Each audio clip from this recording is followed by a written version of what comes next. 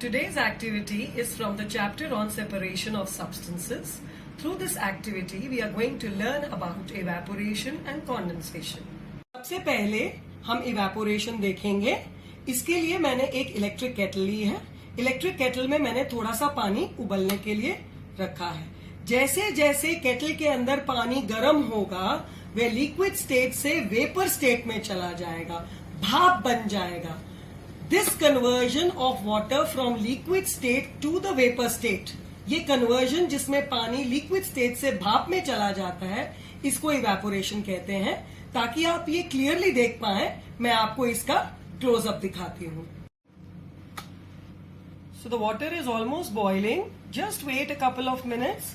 आप देखिए पानी उबल रहा है, भाप निकल रही है. आपको दिख रही है भाप? भाप निकल रही है केटल में से. तो पानी जैसे जैसे गर्म हो रहा है, बॉयल हो रहा है पानी, and water is converting from its liquid state. पानी अपनी लिक्विड स्टेट से वेपर स्टेट में जा रहा है. इस प्रोसेस को, this process of conversion of water from its liquid state to the vapour state is known as evaporation. अब हम कॉन्डेंसेशन देखेंगे. कॉन्डेंसेशन देखने के लिए हमें अगेन उबला हुआ पानी चाहिए. मैंने एक ये स्टील की प्लेट ली है, जिसके ऊपर मैंने ये गीला टॉवल रखा है ताकि प्लेट और ठंडी हो जाए. अब हम स्टीम के ऊपर इस प्लेट को रखेंगे थोड़ी देर. भाप निकल रही है केटल में से और उसके ऊपर मैंने स्टील की प्लेट को रखा है ताकि भाप स्टील की प्लेट पर जाए.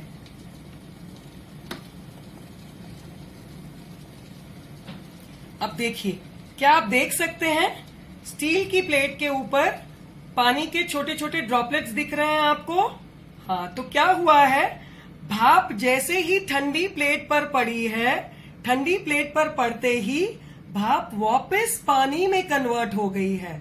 So this process of conversion, ये प्रोसेस जिसमें भाप वापस अपने लिक्विड फॉर्म में पानी में चली जाती है, इसको हम कॉन्डेंसेशन कहते हैं. दिख रही हैं आपको पानी के ये ड्रॉपलेट्स? देखिए पानी नीचे इकट्ठा भी हो रहा है प्लेट में. ये देखिए, मैं टपकाती हूं, आपको पता चलेगा. देखिए, yes, can you see this?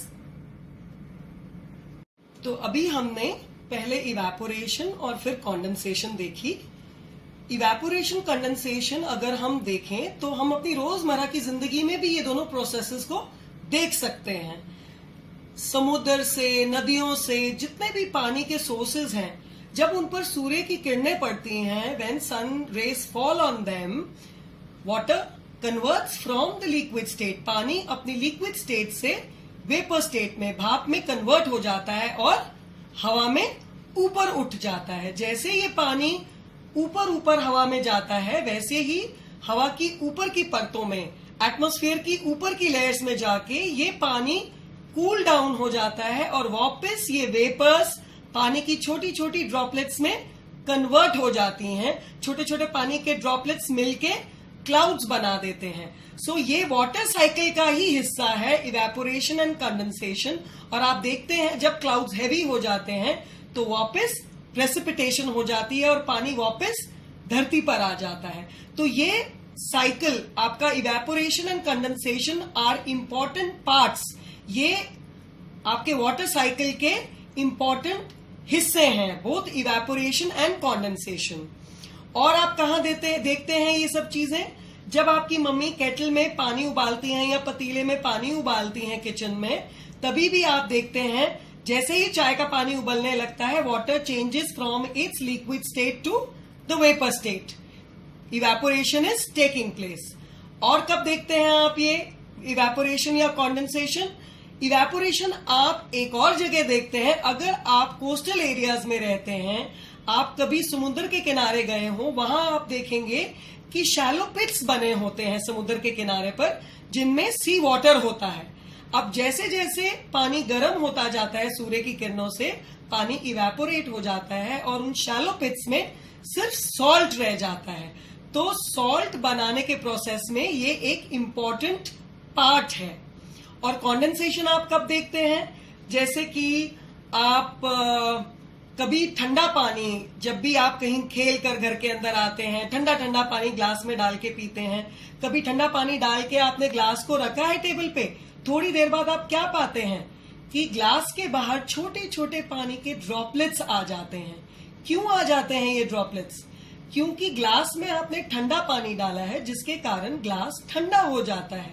जब आप उस ग्लास को टेबल पे रखते हैं, एटमॉस्फेयर में water droplets are already there, water vapours are already there. Water vapour, भाप हमेशा रहती है हवा में। ओके, तो जब आप ग्लास में ठंडा पानी डालते हैं, ग्लास ठंडा हो जाता है। जब ये वेपर ठंडे ग्लास के सरफेस के कांटेक्ट में आती है, तो वापस ये वेपर ड्रॉपलेट्स में कन्वर्ट हो जाती है, कॉन्डेंसेशन हो जाता है, और आप पाते हैं कि ग्लास के आसपास छोटे छोटे पानी के ड्रॉपलेट्स हैं। ऐसे ही इसी तरह कॉन्डेंसेशन आप एक और जगह देखते हैं। जब भी अगर आप चश्मा पहनते हैं, या आपने घर में देखा हो कोई और हैं जो स्पेक्टिकल्स यूज करते हो, वो कभी कभी अपने मुंह से हवा छोड़ते हैं चश्मे के ग्लास पर, तो आप जो ब्रीद आउट कर रहे हैं एयर, उसके अंदर भी वाटर वेपर है। जैसे ही वो वाटर वेपर, क्योंकि आप बॉडी से ब्रीद आउट कर रहे हैं, that is at a higher temperature, उसका तापमान थोड़ा ज्यादा है।